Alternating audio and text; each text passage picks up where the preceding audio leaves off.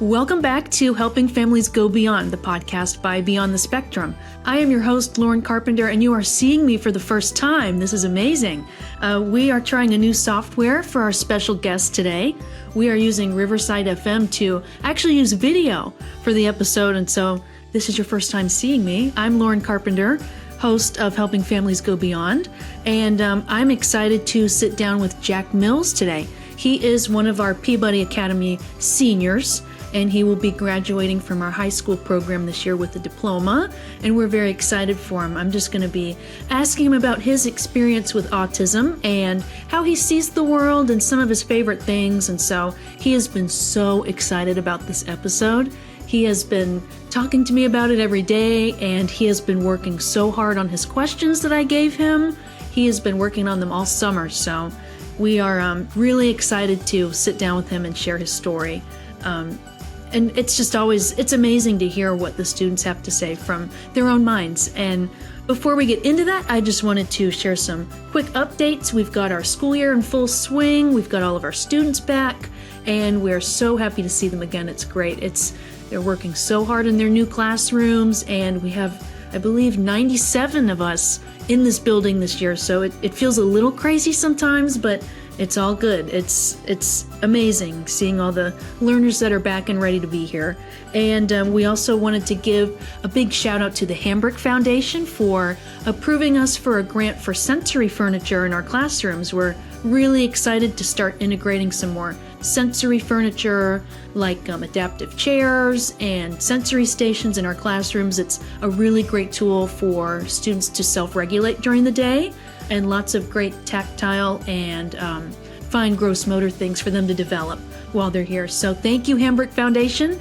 We are so grateful for your continued support. But we're going to get into it. We're going to sit down with Jack, and I'm excited to hear what he has to say. Well, we would love to have you begin this episode by introducing yourself, Jack. My name is Jack Mills, and I have been at BTS for 4 years now. I am 18 years old. I am diagnosed with autism, of course. Yeah. So you've been here 4 years. What are some of your favorite things? History, math, mostly studying, and even science. Yeah, so those are your favorite classes. That's awesome. What do you like to do outside of school, Jack? Mostly play video games, swimming, and exercising on the treadmill. Okay, that's awesome. What video games do you usually play? I usually watch YouTube, play Roblox, either play on a bunch of other games as like on console games as well, like NASCAR games, or stuff like that. Cool. What are some of your favorite activities in school? Because you guys do a lot over here in Peabody Academy. You do cooking, lots of community trips. Which ones are your favorites? The community trips. Yeah. I always enjoyed those because it means I have like I can volunteer on anything, or I can hang out with my friends. Mm-hmm. Yeah, you can learn all kinds of stuff. Is there anything you've learned from your community trips that you've really carried with you? Well, the whole volunteering thing at certain places has told me that my future job or whatever is not going to be easy. Oh, yeah, that's true. And there's a lot of jobs out there, too, that you can look into. Yeah. Are there any that you're interested in particular? Restaurants, no, but there's but I'll get into what I'll do after school. Okay. Questions. Yeah, I don't blame you. Well, so Jack, I know part of the reason that I wanted to have this episode was so that we could talk to you about your experience with autism. And so one of the questions that I had for you was that were there any unique talents that you have that people might be surprised to learn about? I have a great memory with things I dealt with when I was little, and I also can remember past events. I know when the Titanic sank and so on and so forth. Awesome. When did the Titanic sink? April 15th, 1912. Okay. Okay. Yeah, I do not have the memory for that stuff, so I'm glad you do. But yeah. And so another question that I had for you was that, are there things that are hard for you sometimes? Is there just anything that might be a little more difficult for you in school or with friends or anything? And how do you deal with those things? I mostly have had issues with my writing. Okay. I think that was part of the issue, like with me when I was younger, because I didn't know how to write that well. So I'm still trying to figure that out. But all I can do to do the solution is work harder and not give up on it. Yeah, I like that mentality. That's awesome. That's not an easy thing. That can be hard. Yeah. Yeah, because there's fine motor involved with that, and that's probably stuff you've talked about in OT. And yeah, no, handwriting's not easy. I don't blame you. But are there any teachers or friends or anyone in your life that's helped you really feel understood? Most of my friends, Nate, Grayson, and even Josh, they help me understand. But also Mr. TJ and Miss Amy. Yeah. Aw. Yeah. What have they done? What have they done to make you feel understood? Well, they have learned how my behavior works, and they try to find a way to like work with me without causing bad behavior, like whatever I do. Okay, so it's like they're taking the time to know who you are. They're pretty much assessing my behavior and finding solutions to those. Good. That's awesome. Yeah, that's good for making sure that you're nice and calm in the classroom and able to focus and everything. And so that kind of leads me to my next question. But what does help you feel safe and calm and focused during the school day? Knowing what the class topic is, and knowing that I can easily do it, like easily work on it. And even deep down, I know that I can actually work very hard, and usually I do really well in that regard. Good. Yeah, so maybe having a schedule or knowing what's ahead and having that routine, that helps. Yeah, that's awesome. I know that's something that helps out a lot of the Peabody kids. That helps me out. That's amazing. But so is there something that you wish more people knew about autism? Well, I'm fully aware that there's some people out there that say autism a disease. It's not. Mm-hmm. I disagree on that because it's a unique condition that many parents, some don't really understand. It's not a disease, it's a gift. Yeah, exactly. And although when my parents found out I had autism when I was 4, they were figuring out ways to raise me differently, because I was raised the same way as my sister. Mm-hmm. And up until that, they didn't really understand until they found out. I showed symptoms, but they didn't put everything together until I was diagnosed. And I really want other people to understand that autism is not a disease. It never really was. It's more of a gift than a disease. Yeah, exactly. That's how, because Scotty's my brother, right, in the hive? Yes. Yeah, I've always told people whenever they would ask, I would just say, his brain works a little differently. That's all I would say. And my dad has ADHD, so, and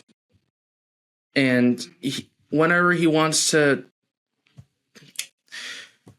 like, play on his phone or whatever, or fidget with things, he can't help it. It's part of his ADHD. Yeah. Yeah, we've definitely see that here at BTS. So yeah, definitely. But I completely agree with you. It's not a disease, and I love how you view it as a gift. That's amazing. Yep, it's definitely it's a unique way to see the world, and it can be a superpower. That's something we talked about with our last guest, how it can be a superpower. Yeah. So that's awesome. That's a great way to view it. Is there anything that you think schools in the community can do to be better prepared for supporting people with autism? The best thing to do, in my mind anyway, is to, whenever you need to assess a person's behavior before you deal with that, because for people with autism, sometimes behavior can be unpredictable if you're not assessing it. Okay. And when you start assessing each behavior, you'll find solutions to those to those behaviors. Yeah. Yep. So assessing and making sure that there's nothing that might cause it, or yeah. Mm-hmm. Yeah, that's awesome. I think that's really good advice. I think that's something a lot of teachers could use. Do you think there's anything in the classroom that helps you the most, like visual schedules or any kind of ways that they teach that works the best for you? I think I would know when, like, how if they teach it, to me where I would understand what the topic is, I'll understand. Yeah. And like I said previously, I will see what the topic is and then work hard on it. Work hard. Yep. That's awesome. What do you do to work hard? What does that look like to you? Usually I do not want to copy other people's work, because that is not what I want to do. Yeah. It was never my intention. Mm-hmm. So I would usually figure out the answers myself and actually work my way to answering the whole questions in my work or class. Mm-hmm. Awesome. Yeah. Yeah. No. Copying other people's answers. Yeah. That won't fly here, right? No. Yeah. Nope. That's not a good path to go down for sure. But so is there anything you're looking forward to most this school year? Mostly U.S. government, which I am starting a course for this year, and half of the stuff I know about U.S. government, I'll probably have an easy time with this course, because I know some of this of U.S. government, like Congress, the Senate, the White House, the presidency, and stuff. Yeah. And the judicial court. Yeah. So that stuff interests you? Government? Yeah. Cool. Yeah. And so you're a senior this year too. Yes. That's awesome. So class of 2026, going to be graduating, and who else? There's a few others that are going to be graduating. Josh, Nate, Mason. Yeah. Yep. And so, but that's awesome that you're graduating. That's going to be huge. And I wanted to know if you had any plans for once you're finished with school. Well, I have multiple careers I could take. Mm-hmm. And one of them was pursue a career in law, become a NASCAR driver,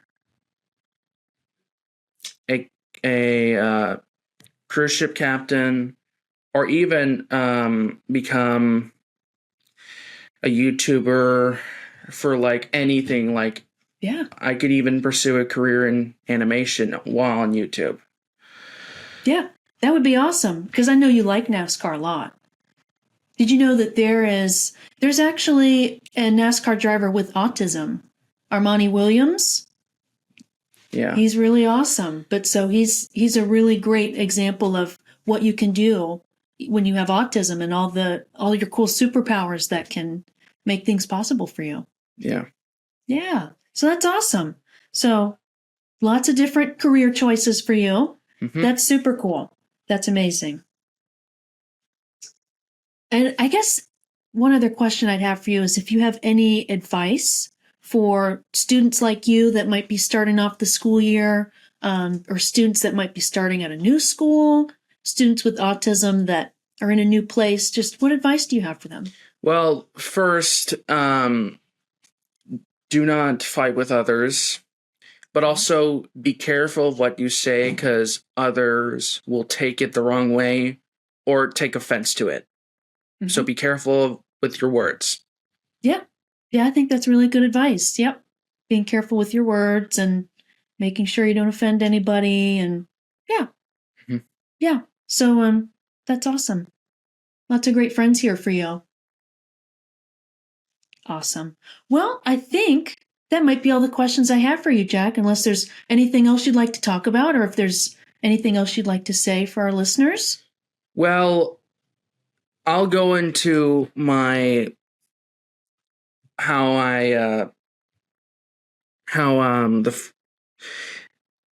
my early schooling went. Sure, yeah, let's talk about it. So I was born in Arkansas, by the way. I went to preschool. I don't remember the name of it, but I think I went for 2 years at preschool, then about probably a year and a half at kindergarten. Then I went to public school at Elm Tree Elementary in Bentonville, Arkansas. And then I was transferred over to a ton of other schools nearby, including Artisan, which borders Elm Tree as well. And in my final year before I moved to Florida, this was in 2021, I had difficulty with one of my paras, which is one of my assistants who helps me walk throughout the school usually. They didn't, two of the three paras that I had at the last school I was did not understand what I thought and what I did. And that frustrated me because not many people because some people just don't understand. Then after that, I moved to Florida. I went to a private school, and a month after I joined Beyond the Spectrum, I was 14 when I joined, and 4 years later, I'm still here. Yeah, it's been awesome having you here. Yeah, and you've seen so much change in this program too. You guys have done a lot. Lots of community outings. What have been some of your favorite?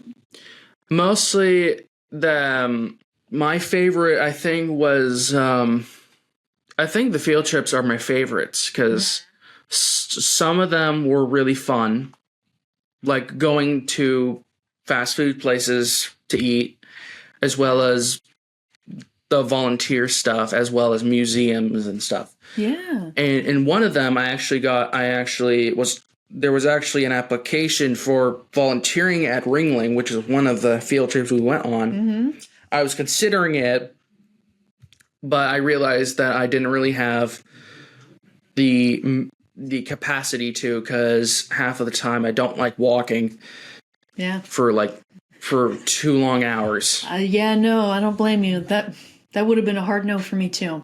Yeah, but it's been a wild ride for me for school, starting back when I was about 4 or 5.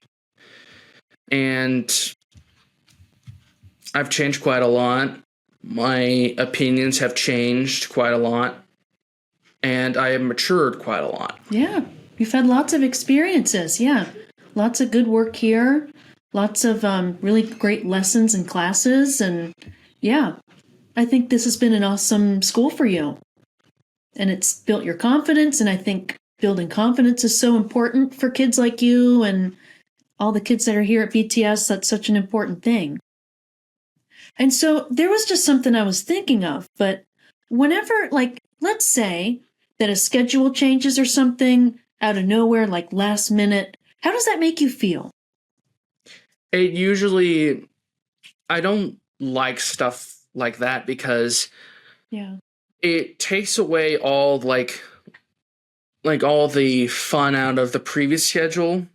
Mm-hmm. And if you wanted a new schedule, you need to tell the students beforehand that you're going to change it, not just change it without further notice. Yeah. Yeah. Having that clear communication is important, right? Yes. Yeah.